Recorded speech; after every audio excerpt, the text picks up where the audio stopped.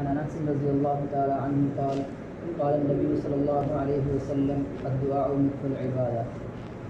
حضرت انس رضی اللہ تعالیٰ عنہ سے روایت ہے، وہ فرماتے ہیں کہ نبی کریم صلی اللہ علیہ وسلم نے ارشاد فرمایا، دعا عبادت کا مغز ہے، دعا عبادت کا نچوڑ ہے۔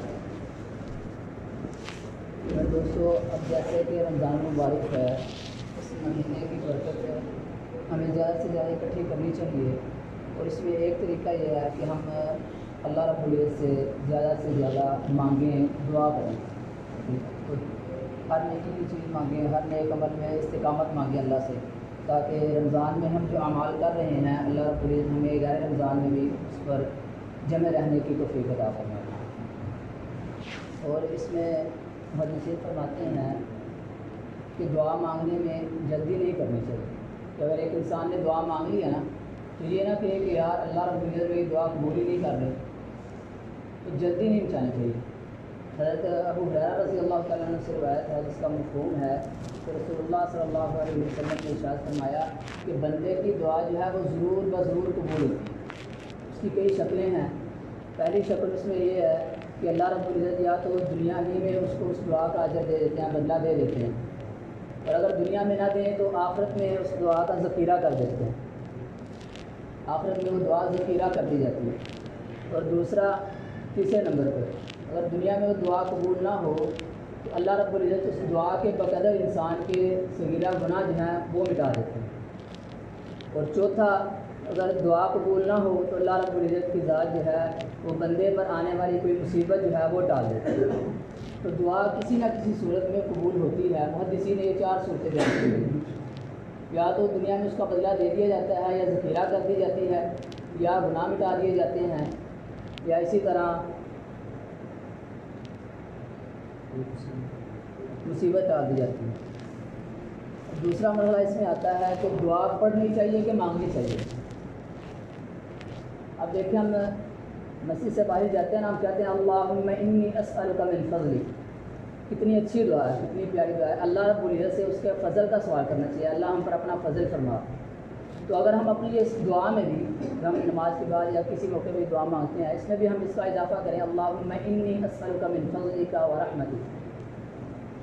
ایک تو یہ ہے، اور دوسرا ہم مسجد سے باہر نکلتے ہیں نا، یا کوئی کسی موقع کی بھی دعا ہے، میرے دوستو، باتھ روم میں جانا ہے، نکلنا ہے، ٹھیک ہے، اس دعا کوئی بھی ہو، دعا پڑھتے وقت ہم دل کا رجحان جو ہے، دل کی توجہ ہم اپنی زبان کی طرف کر لیں گے نا، تو یہ دعا پڑھنے میں مزہ آئے گا۔ تو یہ دعا پڑھی نہیں جائے گی، پھر یہ دعا مانگنے میں آ جائے گی۔ آج کل ہم دعا پڑھتے ہیں، مانگتے نہیں ہیں۔ تو دعا پڑھنی نہیں ہے بلکہ دعا مانگنی ہے۔ اور دعا مانگنا کیسے ہے، وہ ہم بچے سے سیکھیں۔ جیسے بچہ ماں سے کوئی چیز مانگتا ہے نا، 3 مرحلے ہوتے ہیں اس کے۔ پہلے تو 1-2 مرتبہ کہتا ہے کہ مجھے یہ چیز دے دیں، دوسرے مرحلے میں وہ اصرار کرتا ہے، تیسرے مرحلے میں وہ رونے لگ جاتا ہے۔ تو یہ 3 مرحلے ہیں۔ تو ہم بچے کے کیا کہتے ہیں، بچے کی طرح اللہ رب العزت سے مانگیں۔ تو پھر ہم شکوہ کر کے دیکھیں کہ اللہ ہماری نہیں سنتا۔ ہم مانگتے نہیں، ہم صرف پڑھتے ہیں۔ تو جب ہم پڑھتے ہیں تو ہماری دعا 1 منٹ سے زیادہ لمبی نہیں ہوتی۔ یہ اس زمرے میں آتا ہے کہ ہم صرف دعا پڑھتے ہیں، مانگتے نہیں ہیں۔ جو انسان مانگتا ہے نا، تو اس بچے سے سیکھیں کیسے مانگتا ہے، پتہ نہیں کتنے دیر بعد اس کی دعا پوری ہوتی ہے، مانگ پوری ہوتی ہے۔ تو دعا پڑھنے کی چیز نہیں ہے، دعا مانگنے کی چیز ہے۔ تو کوشش کی جائے کہ دعا مانگیں ہم۔ ہمارے استاد فرماتے تھے کہ وضو جو ہے وہ جوانوں کی طرح کیا جائے، یعنی جلدی جلدی پانی نہ ضائع کیا جائے۔ نماز جو ہے وہ بوڑھوں کی طرح پڑھی جائے، اطمینان سے، تسلی کے ساتھ، اور دعا جو ہے وہ بچوں کی طرح مانگی جائے۔ وضو جوانوں کی طرح، نماز بوڑھوں کی طرح، اور دعا جو ہے بچوں کی طرح۔ تو بچوں کی طرح مانگیں، اللہ رب العزت ضرور سنتا ہے۔ ہم اللہ کے بندے ہیں، اللہ نے ہماری نہیں سنی تو کس کی سننی؟ تو مانگنے کا طریقہ ہونا چاہیے۔ اللہ رب العزت سے دعا ہے کہ اللہ رب العزت ہمیں صحیح معنوں میں اپنی ذات سے مانگنے کی توفیق عطا فرمائے اور مایوسی سے بچائے۔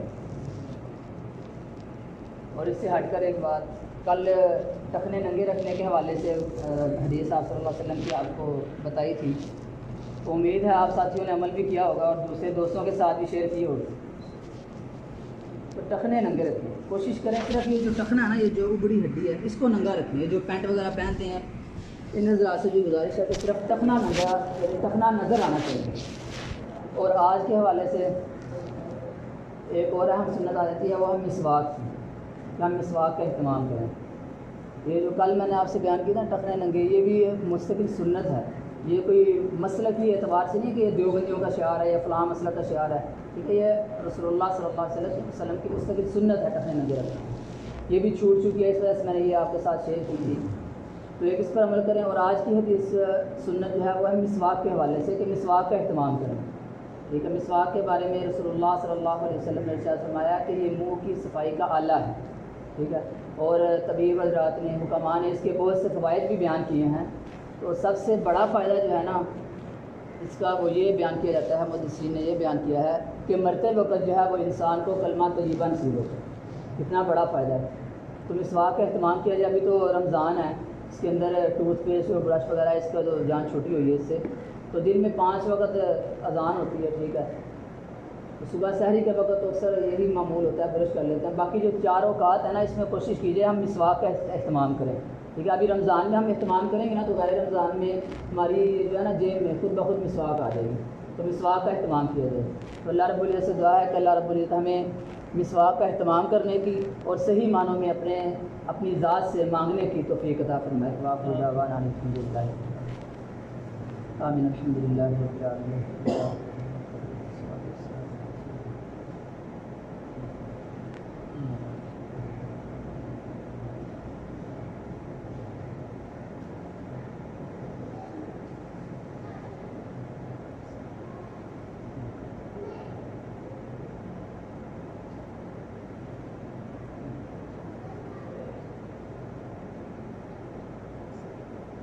صلی اللہ علیہ وسلم وعلی آلہ واصحابہ اجمعین آمین۔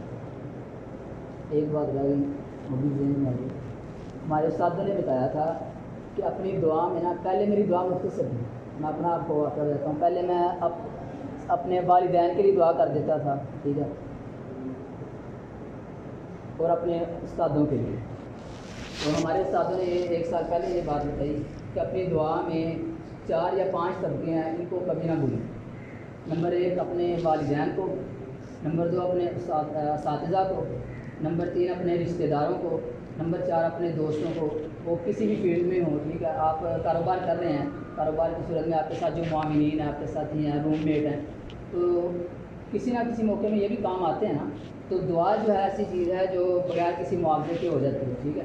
تو دعا میں یہ 4 طبقے ہیں، والدین ہیں، ٹھیک ہے، اساتذہ کرام ہیں، رشتہ دار ہیں اور دوست احباب ہیں، ان کے لیے بغیر کہے ہر نماز میں، ہر دعا میں ان کو ضرور یاد رکھا جائے۔ اللہ رب العزت نے عمل کرنا توفیق عطا فرمائے۔